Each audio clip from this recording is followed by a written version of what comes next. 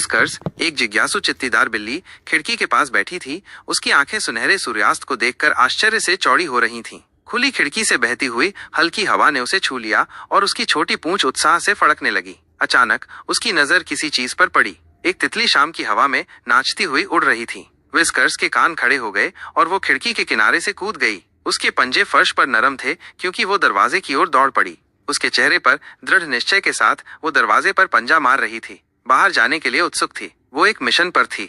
एक रोमांच उसका इंतजार कर रहा था। जैसे ही दरवाजा चरमराहट के साथ खुला, विस्कर्स बगीचे में दौड़ पड़ी। उसकी आंखें फड़फड़ाती तितली पर टिकी हुई थीं। उसने अनुग्रह के साथ उसका पीछा किया, कूदती और छलांग लगाती रही, लेकिन तितली बस पहुंच से बाहर थी।